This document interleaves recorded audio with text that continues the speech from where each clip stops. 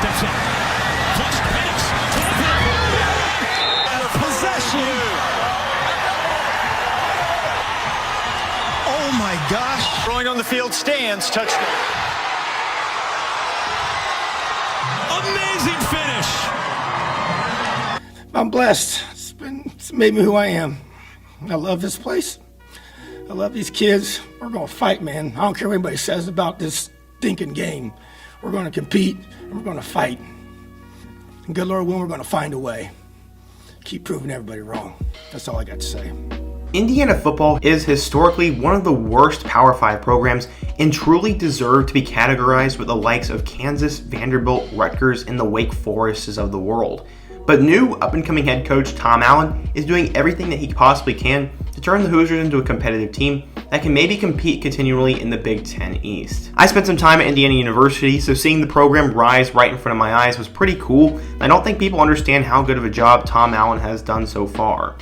Today we'll talk about the putrid history of Hoosiers football, how Tom Allen has built the program so far, and what the future could look like in the coming years. But first, if you love college football, please be sure to subscribe to the channel, give the video a like if you want to support what I'm doing here on YouTube, suggest what topic I should do next, and turn on post notifications so you never miss when I upload. Now let's get started and talk about the rise of Tom Allen in Indiana football. Indiana football has been one of, if not the worst Power 5 programs historically, as between 1900 and today, they have won the Big Ten twice in 1945 and 1967, and only finished in the top 3 9 times. And they have finished between 7th and last 67 times. They've only finished 4 years ranked in the AP poll, and the only major conference team with a worse record than Indiana is technically Wake Forest, but they're at least 8-4 in bowl games, whereas IU is 3-8. In 119 years, they've only had 33 winning seasons, and there were 37 seasons where they won 2 or less games. The only teams they have a winning record against in the Big Ten are Maryland and Nebraska, and those guys are new. When Lee Corso was apparently coaching in Indiana, they called a timeout against Ohio State to take a team picture with the scoreboard because they were actually winning for once. The score at the time of the picture was 7-6. IU lost that game 47-7. They haven't won a bowl game this century, and for the most part, the program has just been a complete joke. I could go way in depth on just how bad the program has been, but that's not the point of today's video, and I'm going to do a deeper dive into that someday down the road. Now let's talk about Tom Allen and sort of the Indiana era that we're in now. While he was rising through the coaching ranks, Kevin Wilson was making Indiana football somewhat respectable, as they had some talented running backs with guys like Tevin Coleman, Jordan Howard, and Divine Redding, plus arguably the best quarterback in school history in Nate Sudfeld. They did make a few bowl games, but never won any of them, and nothing truly special happened. They did almost knock off Ohio State and had a really fun game with Michigan in 2015, but besides that, there wasn't a whole lot of good things that would happen for the program. Eventually, some scandals surrounded Kevin Wilson and how he treated injured players, and it was time to move on from him. But who would replace him, you may be asking? Well, we have to go back a few years as Tom Allen began coaching at Wabash and spent some time with Hugh Freeze. He then went over to Drake, and then he eventually went to Arkansas State with Hugh Freeze as well, before he finally broke into the Power 5 ranks. When he arrived at Ole Miss, the Rebels' defense was near the bottom of the conference, but he helped transform the team. He eventually left to become the defensive coordinator under Charlie Strong at South Florida, and helped them improve so much he was considered for the Auburn defensive coordinator opening, but the Tigers ended up going with Kevin Steele instead. In 2016, Kevin Wilson had seen his potential and hired him to be the defensive coordinator at Indiana. Allen took over a defense that ranked 120th in total defense and 106th in opponent points scored. After just 1 year, Allen engineered one of the top defensive turnarounds in the nation, with his team improving in every major statistical category, and it was the biggest turnaround in the country. Kevin Wilson resigned, and Indiana had to choose their next head coach, and Fred Glass chose Tom Allen.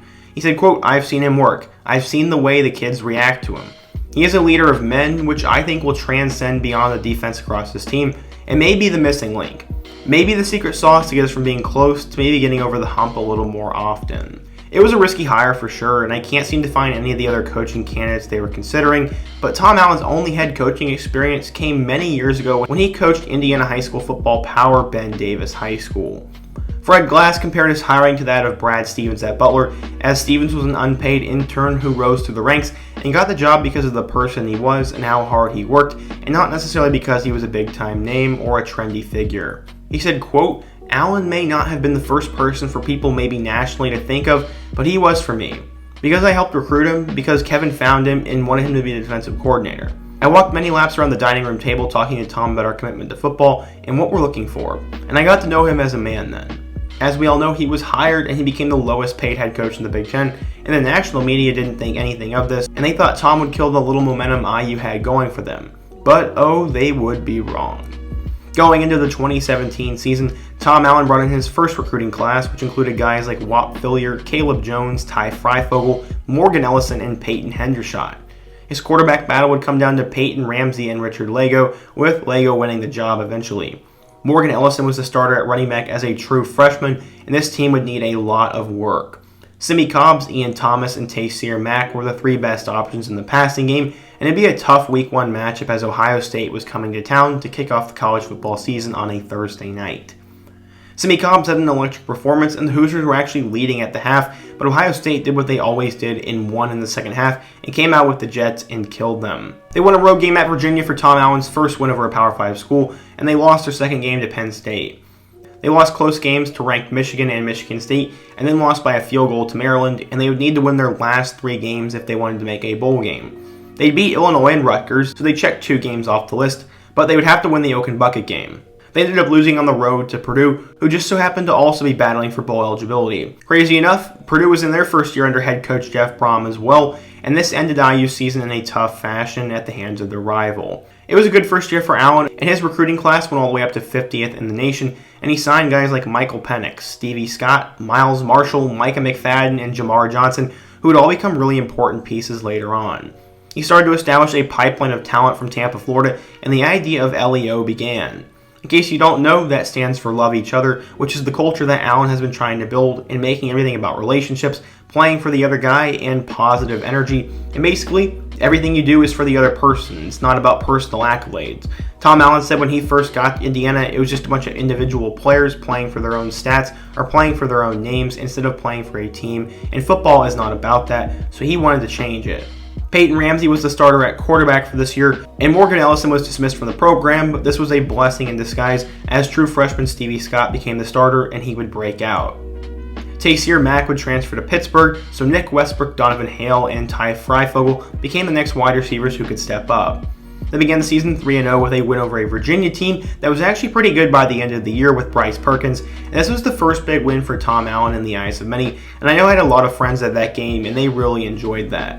They lost 5 of their next 6 games though, but against Penn State, they saw a glimpse of the future. Michael Penix Jr. was originally committed to Tennessee, but after his offer was pulled by new head coach Jeremy Pruitt, he committed to Indiana and saw his first action against the Nittany Lions in 2018.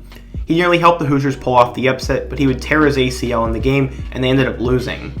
They beat a struggling Maryland team to get to 5 wins, and with 2 games remaining, it felt like they had a chance to make a bowl.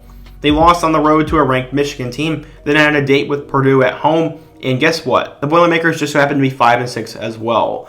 Not only could they get to a bowl game, but Purdue was coming off their win over Ohio State, Jeff Brom was becoming a big-time name, and Rondale Moore was a potential Heisman candidate, so they could not only beat their rival, but make them have to sit out in the postseason. Unfortunately, it didn't work out that way, as Purdue would score a late touchdown and win, and Indiana would miss a bowl game. If it makes Hoosier fans feel any better though, Purdue went on to get humiliated by Auburn in the Music City Bowl, and it was one of the worst losses in bowl game history.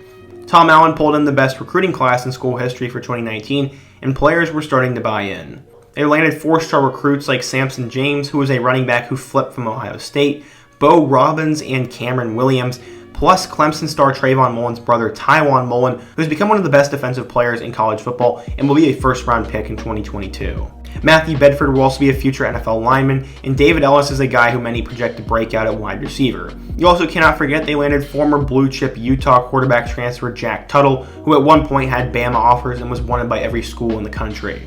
The Hoosiers were picked to finish 5th in the Big Ten East, but they would start to shock college football in 2019. They began the season 3-1 before a matchup with number 25 Michigan State, and the Hoosiers had a chance to win the game, but they'd fall short. Michael Penix had a near-perfect game that night and showed he could become a brilliant player, but he would have another injury that would sideline him for the remainder of the season.